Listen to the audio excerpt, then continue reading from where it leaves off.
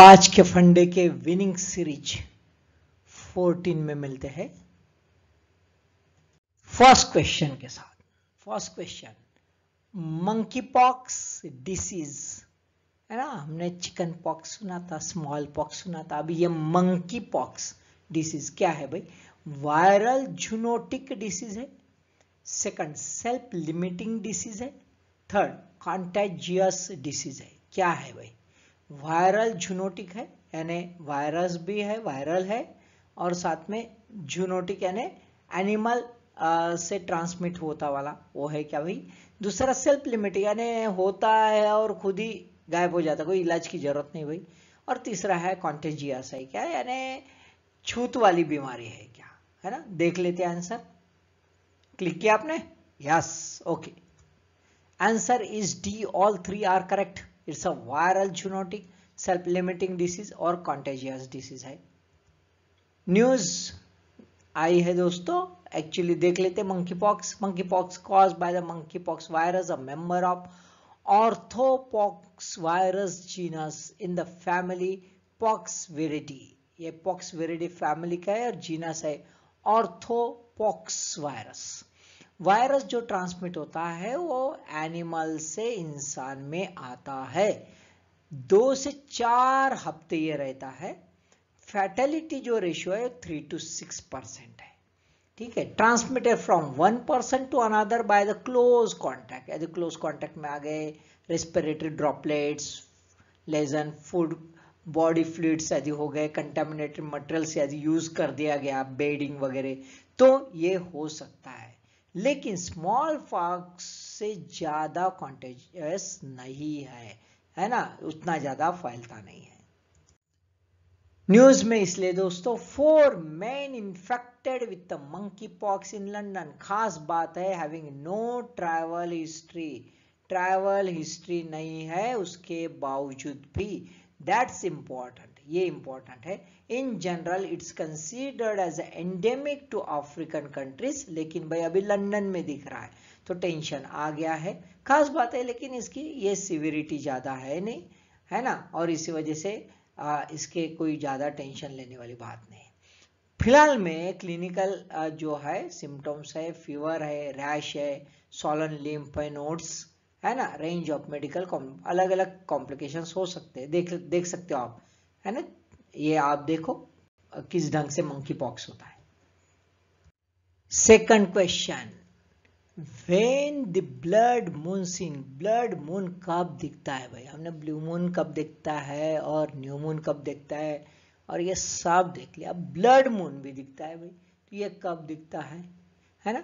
Total lunar eclipse condition में, total solar eclipse condition में, moon in पेरिजी, पेरिजी में जब रहता है और मून जब एपोजी में रहता है, कौन से इसमें ब्लड मून दिखता है ना? बड़ा सिंपल सा सवाल है, देख लेते हैं, आंसर देख ले। Okay, answer is a, total lunar eclipse, जब चंद्र ग्रहण होता है पूरा का, है ना, तब ब्लड मून दिखता है। क्या पोजीशन है देख लेते हैं। सी, है ना, इस ढंग से ये जो होता है टोटल, ये देखिए आप, है ना, आपको दिखता होगा पूरा कवर हो गया, है ना। अर्थ की शैडो जो है पूरी तरह मून के ऊपर गिर गई, है ना, इस ढंग से पोजीशन है, आप देख लो, अर्थ बीच में रहती है ना, ठीक है, ओके। चलो, अब a total lunar eclipse happen when the moon travels through the earth's umbra and block all direct sunlight. However, some sunlight still reaches, क्या important है, however some sunlight still reaches to lunar surface indirectly via earth's atmosphere, bathing the moon in a reddish yellow or orange glow। इस ढंग से, यानी ये जो है यहां से रिफ्लेक्ट होता है, और ये देखो यहां से रिफ्लेक्ट होता है और ये गिर जाता है यहाँ पे, और फिर उसके वजह से उसका कलर बदल जाता है, उसको कहते हैं ब्लड मून। देखो न्यूज में कैसा है, न्यूज में इसलिए दोस्तों कि blood moon dazzles night skies, recently दिखा है 16 मई 2022 को, यूरोप और अफ्रीकन कॉन्टिनेंट में ये और पैसिफिक पार्ट में ये पाया गया है है ना। ब्लड मून कब दिखता है, तो blood moon because of the reddish tint the full moon takes when the fully eclipse, यानी फुल मून कंडीशन में दिखता है, जिसको हम टोटल लूनर एक्लिप्स कंडीशन भी कहते हैं, तभी यह दिखता है। Okay, third question, consider the following statements with regard to the recent National Family Health Survey 5 with regard to the level of alcohol consumption status, है ना। इंडिया में जो दारू पीने का स्टेटस है उसका जो सर्वे किया है उसके बारे में ये 3 स्टेटमेंट्स दिए दोस्तों। 1, alcohol consumption among both men and women is higher in urban areas than in rural areas।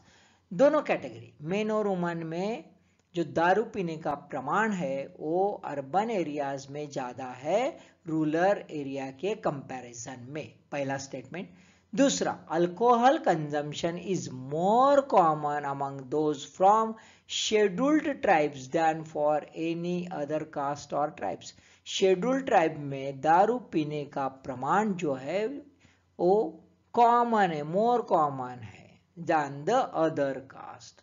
तीसरा statement, proportion of men who drink alcohol is higher among Muslims than the Christian। Christian से ज्यादा मुस्लिम में दारू पीने का प्रमाण है। 3 statements है, कौन सा स्टेटमेंट करेक्ट है वो देख लेना है। क्लिक करो, थोड़े लेंदी स्टेटमेंट है, समझ गया आपको, पढ़ाऊंगा आपने ये सर्वे। ओके चलो क्लिक करता हूं। Answer is B, only 2 is correct. Alcohol consumption जो शेड्यूल ट्राइब्स में है वो कॉमन है। यहां पे मेन और वुमन ये दोनों कैटेगरी में alcohol consumption is higher not in urban but in the rural area in comparison with the urban area. Okay, और थर्ड वाला जो है मुस्लिम्स में जो है अल्कोहलिज्म का प्रमाण काफी कम है, क्रिश्चियन से भी कम है। चलो देख लेते हैं स्टेटमेंट्स वगैरह कैसे है ना। ठीक है, ये सबसे ज्यादा यदि देखा जाए तो highest among the other religion, other religion में अल्कोहलिज्म का प्रमाण बहुत ज्यादा है और लिस्ट मुस्लिम्स में है, मुस्लिम में लिस्ट दिखता है। ठीक है, चलो देख लेते हैं हम। सी द सिनेरियो, ये देखो अभी कैसा है ना, इंडिया की बेवड़ेगिरी कैसी है देख लो। High and low, top 5 share of women who drink alcohol, top 5। Arunachal में सबसे ज्यादा, सिक्किम में, उससे बाद आसाम, तेलंगाना और गोवा। तो ऑब्वियसली ये थोड़ा सा ध्यान में रखो। हाँ, ये वुमन के बारे में ना, share of woman, share of men who drink alcohol top 5 Goa में ज्यादा है भाई, अरुणाचल में, उसके बाद है तेलंगाना में है, मणिपुर में है और बाद में अंडमान एंड निकोबार। तो ध्यान में रखो ये अरुणाचल में वगैरह क्यों है, सिक्किम वगैरह, ऑब्वियसली वहां पे उस ढंग का कल्चर है इसी वजह से। ठीक है, लेकिन ये सीक्वेंस ध्यान में रखो। बॉटम 5 यहाँ पे पढ़ लो आप, जैसे यूपी है, बिहार है, गुजरात, और बॉटम 5 में लक्षद्वीप, गुजरात, जम्मू कश्मीर। ठीक है, मेन और वुमन के बारे में। ऑल इंडिया लेवल पर यदि देखा जाए तो 1.3% है, अर्बन एरिया में 0.6, रूरल एरिया में वुमेन्स जो है लिकर ज्यादा पीने का प्रमाण है 1.6%। ध्यान में रखो, है ना।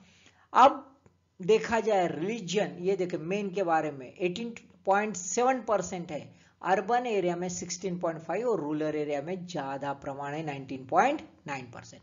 अब खास बात यह है, ये देखो रिलीजन वाइज बहुत इंपॉर्टेंट। मुस्लिम्स में देखो कितना है, मुस्लिम्स में ओनली 5%, लीस्ट परसेंटेज।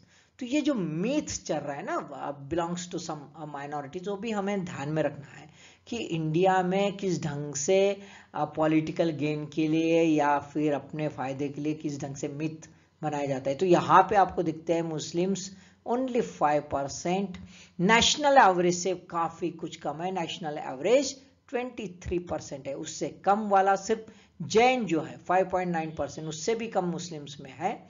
हिंदू में 20% है, बुद्धिस्ट और न्यू बुद्धिस्ट में 24.5, सिखों में 23.5 और यहाँ पे क्रिश्चियन में 28% और अदर रिलीजन जो है सबसे highest 47%। Fourth question, INS Surat. INS Surat क्या है दोस्तों? 1 guided missile destroyer, 2 belongs to Delhi class of ship, 3 build by Cochin shipyard. INS Surat के बारे में स्टेटमेंट है, ये गाइडेड मिसाइल है डिस्ट्रॉयर या साथ में दिल्ली क्लास ऑफ शिप से बिलोंग करती है और कोचिन शिपयार्ड ने इसको बनाया है। क्या है आंसर देख लेते हैं। क्लिक किया आपने, मैं कर रहा हूं। ओके चलो, A only one, it's a guided missile destroyer, not belongs to Delhi class and not built by the Cochin shipyard। फिर क्या है भाई, चलो देख लेते हैं। INS Surat next generation stealth guided missile destroyer है, belongs to Visakhapatnam class, fourth and last ship of the project 15B and build by the Mazagon dock limited MDL। तो अब प्रोजेक्ट 15B के शिप्स कौन से है? INS विशाखापट्टनम। ध्यान रखो दोस्तों कि जो भी क्लास लिखा जाता है तो पहले शिप के नाम पर ही क्लास का नाम होता है, तो INS विशाखापट्टनम, इसलिए INS सूरत को क्या हो गए? Belongs to Visakhapatnam class of ships. INS Mormugao, INS Imphal और INS सूरत, ये 4 शिप्स है। INS Surat is the last ship. देख लेते हैं कैसा है, न्यूज में क्या है। It's a Navy's primary objective to keep Indo-Pacific safe, Rajnath Singh said. A Defense Minister Rajnath Singh on the 17th May 2022 noted that global security, border disputes and maritime dominance have led nations around the world to modernize their military। ये बहुत ही सटीक और बहुत ही जिसको हम कहते हैं ना क्रक्स, जो है क्रक्स बताया है राजनाथ सिंह इन्होंने ये स्टेटमेंट में। ये ध्यान में रखो, बहुत ही क्रक्स है इसमें, है ना। कब इन्होंने ये कहा कि during the time of launching of frontline warship at Mazagon dock limited Mumbai, INS Surat जो है फोर्थ और लास्ट ऑफ प्रोजेक्ट 15B है, और साथ में INS उदयगिरी जो थी और third ship of project 17A stealth frigate थी। दोस्तों last question, national biodiversity authority, 1 statutory body, 2 regulatory body या 3 एडवाइजरी बॉडी, क्या है ना। टिक किया आपने, ओके मैं कर रहा हूं यहां पे। Answer is D, all 3 are correct. It's a statutory body, है ना, it's made under statute. It's a regulatory body, it's a function to regulate and to advise, है ना। तो 2 फंक्शन यहां पे दिख रहे और ये इसका स्ट्रक्चर है, स्टैट्यूटरी बॉडी है।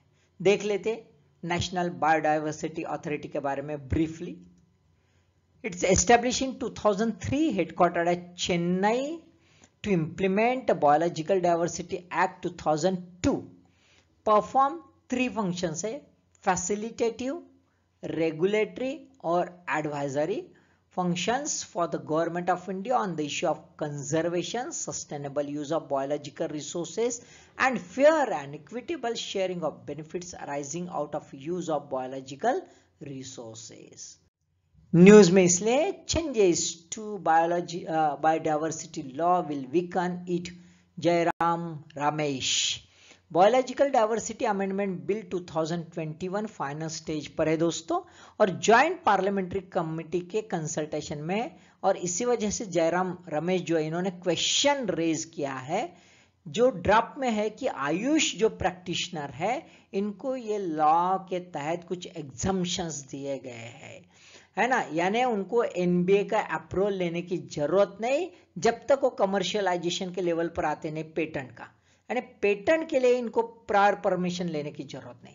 तो कहने का ये है जयराम रमेश इनका कि भाई because of it diluting the authority of NB की अथॉरिटी डाइल्यूट हो रही है और इसकी वजह से प्रॉब्लम्स आ सकते हैं।